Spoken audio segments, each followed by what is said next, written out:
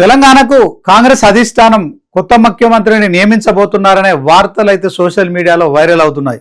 నిజంగా అలాంటి ప్రయత్నం ఏదన్నా జరిగే అవకాశం ఉందా అంటే దీనికి సంబంధించి మరి అదే సోషల్ మీడియాలో కూడా ప్రచారం జరుగుతున్న ప్రకారం అయితే గత డిసెంబర్ 7వ తేదీన తెలంగాణలో రేవంత్ సర్కార్ కొలువు తీరింది. అప్పటి నుంచి ఇప్పటి వరకు సుమారు 20 నెలల గడువు ముగుస్తోంది. ఈ నేపథ్యంలో మరి కాంగ్రెస్ ఇచ్చిన 6 గ్యారెంటీలు 100 రోజుల్లో అమలు చేస్తామని చెప్పిన నేపథ్యంలో పార్లమెంట్ ఎన్నికలు రావడం కావచ్చు, కాంగ్రెస్ పార్టీకి కొంత రిలీఫ్ దొరికింది. అయితే ఇప్పటికీ 20 నెలలు గడుస్తున్నా కాంగ్రెస్ మేనిఫెస్టోలో పేర్కొన్న 6 అంశాలలో ఉన్న 13 పథకాలు ఏవైతే ఉన్నాయో వాటన్నిటి విషయంలో పూర్తి స్థాయిలో ఫుల్ఫిల్ చేయట్లేదు. దీంతో తెలంగాణ ప్రజల్లో అసంతృప్తి అయితే పెరిగిపోతుంది. 100 రోజులు అని చెప్పాము, ఇప్పటి వరకు కూడా ఆ పథకాలు పూర్తి స్థాయిలో అందించలేకపోతున్నామని చెప్పి కూడా కాంగ్రెస్ ప్రభుత్వంలోని మంత్రులు కావచ్చు, ఎమ్మెల్యేలు, అలాగే ముఖ్యమంత్రి అంతా కూడా భావిస్తున్నట్టు స్పష్టమవుతుంది. ఇదే కారణం చేత ఇక మరి గత ఏడాది ఫిబ్రవరి నెలలో మరి ఎన్నికలు ఏదైతే స్థానిక సంస్థలకు సంబంధించిన మరి సర్పంచులు కావచ్చు, ఎంపీటీసీలు కావచ్చు, జెడ్పీటీసీలు కావచ్చు, తర్వాత పాలకవర్గం, మున్సిపల్ పాలకవర్గానికి సంబంధించిన పదవి కాలం పూర్తయిపోయింది. అయినప్పటికీ కూడా మరి ప్రభుత్వంలో ఉండి కూడా కాంగ్రెస్ మరి స్థానిక సంస్థల ఎన్నికలు నిర్వహించే సాహసం చేయలేకపోతుంది. ఎందుకంటే 6 గ్యారెంటీలు పూర్తి స్థాయిలో అమలు చేయలేకపోతున్నాం. ప్రజల్లో కాంగ్రెస్ ప్రభుత్వం పట్ల కొంత వ్యతిరేకత ఉంది. ముఖ్యంగా మహిళలకు ఏదైతే పింఛన్లు నెలకి 2500 ఇస్తామని చెప్పిన ఆ అంశంలో మాత్రం తెలంగాణ రాష్ట్ర వ్యాప్తంగా కూడా మరి మహిళలంతా ఆసక్తిగా ఎదురు చూస్తున్నారు. కాంగ్రెస్ ప్రభుత్వం మరి ఖచ్చితంగా ఎప్పుడు ఈ మహిళలకు పింఛన్లు ఇస్తుందని చెప్పి చూస్తున్న క్రమంలో మరి ఓవరాల్గా తెలంగాణ రాష్ట్ర వ్యాప్తంగా పురుష ఓటర్లకు సమానంగా మరి మహిళా ఓటర్లు ఉంటారు. సో ఈ మహిళల్లో ఈ అసంతృప్తి ఉన్నది. అలాగే మరి స్కూటీలు కూడా ఇస్తామని చెప్పిన అంశం కావచ్చు, ఇలాంటి కొన్ని మహిళలకు సంబంధించిన ఈ 6 గ్యారెంటీల్లో ఉన్న అంశాలు కొంత కాంగ్రెస్ ప్రభుత్వానికి వ్యతిరేకంగా మారుతున్నాయి. అందుకనే మరి ఈ ఎన్నికలు పోస్ట్ పోన్ చేస్తూ వస్తుందని చెప్పి కూడా ప్రతిపక్షాలు ఒకవైపు ఆరోపిస్తున్న నేపథ్యంలో మరి సోషల్ మీడియాలో తాజాగా తెలంగాణ సీఎం రేవంత్ రెడ్డికి మరి స్థానిక సంస్థల ఎన్నికలు ఖచ్చితంగా ఒక టాస్క్గా మారాయని చెప్పి కూడా ప్రచారం జరుగుతున్న నేపథ్యంలో మరి తాజాగా హైకోర్టు కూడా కల్పించుకొని నవంబర్ 30 లోపు ఖచ్చితంగా ఈ ఎన్నికలు నిర్వహించండి. సో అభివృద్ధి కుంటుపడుతోంది గ్రామాల్లో, దీంట్లో స్పెషల్ ఆఫీసర్ల పాలనలో అభివృద్ధి జరగట్లేదు. సో దీంట్లో గ్రామాలు వెనుకబడిపోతున్నాయి.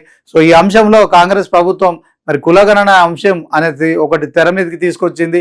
బీసీల నుంచి వస్తున్న డిమాండ్ల నేపథ్యంలో మరి నిజంగానే బీసీలకు సంబంధించిన రిజర్వేషన్లు తేల్చాలంటే కులగణన చేయాలని చెప్పి కూడా కాంగ్రెస్ ప్రభుత్వం మరి కులగణన ప్రక్రియ కూడా పూర్తయిపోయింది.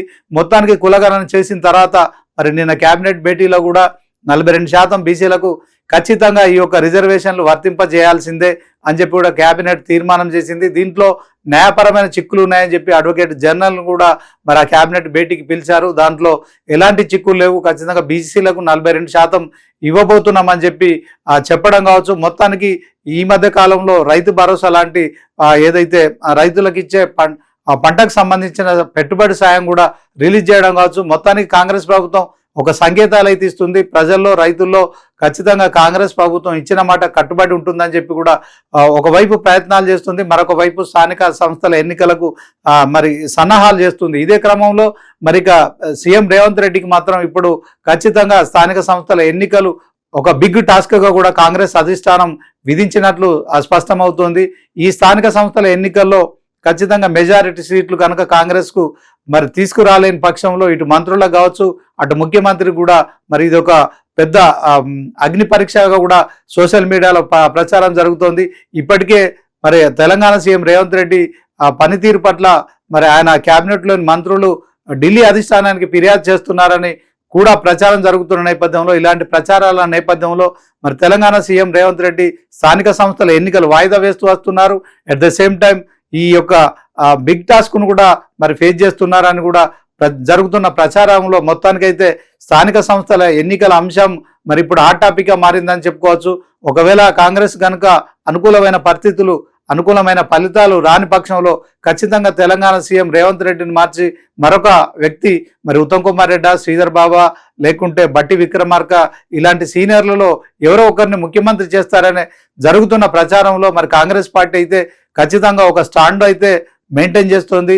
ఎందుకంటే మరి ప్రజలు ఇచ్చిన తీర్పు ఏదైతుందో కాంగ్రెస్ను 5 ఏళ్ళు అధికారంలో ఉంచేందుకు తీర్పిచ్చారు కనుక మరి టీపీసీసీ ప్రెసిడెంట్గా ఆయన మరి పార్టీ ఎక్కడో బంగాళాఖాతంలో కలిసిపోయిందని విపక్షాలు ఇటు బీఆర్ఎస్ బీజేపీ చేస్తున్న ప్రచారాన్ని తిప్పికొట్టి ఆయన ఖచ్చితంగా మరి టీపీసీసీ అధ్యక్షుడిగా పార్టీని మరొకసారి మరి పునర్జీవం చేసి ఎన్నికల్లో మరి మెజార్టీ సీట్లు సాధించే దిశగా ఆయన చేసిన ఏదైతే 6 గ్యారెంటీల అంశాలు కావచ్చు, తర్వాత కాంగ్రెస్ కు సంబంధించిన నేతలతో కలిసి ఏదైతే ఎక్కడికక్కడ డిక్లరేషన్లు చేయడం కావచ్చు. సో మొత్తానికి తెలంగాణ ప్రజలు ఏదైతే బీజేపీ వైపు బీఆర్ఎస్ వ్యతిరేక ఓట్లు బీజేపీ వైపు వెళ్లకుండా కాంగ్రెస్ కు మళ్ళేలా ఆయన ఖచ్చితంగా ఒక చేసిన వ్యూహం ఏదైతుందో అది ఫలించిన కారణంగానే మరి 10 ఏళ్ల తర్వాత తెలంగాణకు ఆమోదం తెలిపిన పార్టీగా తెలంగాణ ప్రకటించిన కేంద్రంలో ఉన్న అప్పటి కాంగ్రెస్ ప్రభుత్వం కావచ్చు 10 ఏళ్ల తర్వాత అయితే కాంగ్రెస్ అధికారంలోకి వచ్చింది. అయితే అధికారంలోకి వచ్చిన తర్వాత మరి కొత్తగా వచ్చిన టీపీసీసీ అధ్యక్షుడిగా పార్టీకి జీవం పోసి మరి ఏదైతే 2023 అసెంబ్లీ ఎన్నికల్లో మెజారిటీ సీట్లు సాధించడానికి మరి రేవంత్ చేసిన కృషి అయితే మరి అందరూ మెచ్చుకున్నారు. అట్ ద సేమ్ టైం మరి పక్క రాష్ట్రమైన కర్ణాటకలో కూడా ఇదే 5 గ్యారంటీలు ఇచ్చిన తర్వాత కాంగ్రెస్ మరి దక్షిణాదిలో అధికారంలోకి రావడం కావచ్చు. సో అక్కడ కూడా మరి ఇద్దరు స్టాలిన్ కావచ్చు అలాగే సిద్ధరామయ్య ఇద్దరు కూడా ఒకరు పార్టీ ప్రెసిడెంట్ మరొకరు మరి మాజీ ముఖ్యమంత్రిగా ఉండే. సో వీళ్ళిద్దరి మధ్య ఒక అండర్స్టాండింగ్ జరిగింది.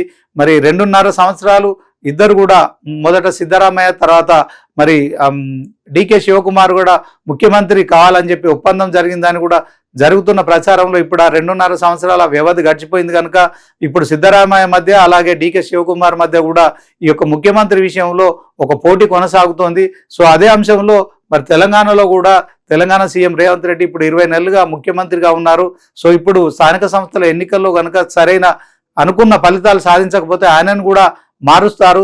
సో దాని ప్రకారంగా మరి పార్టీలో ఉన్న సీనియర్లలో ఎవరో ఒకరిని ముఖ్యమంత్రి చేస్తారనే జరుగుతున్న ప్రచారానికైతే కాంగ్రెస్ పార్టీ ఎప్పటికప్పుడు చెక్ పెడుతుంది. టీపీసీసీగా ఆయన పార్టీని పూర్తిగా నిలబెట్టాడు. ఎట్ ద సేమ్ టైం ప్రభుత్వంలోకి అధికారంలోకి కాంగ్రెస్ను అధికారంలోకి తీసుకురావడానికి ఆయన కృషి చేశారు.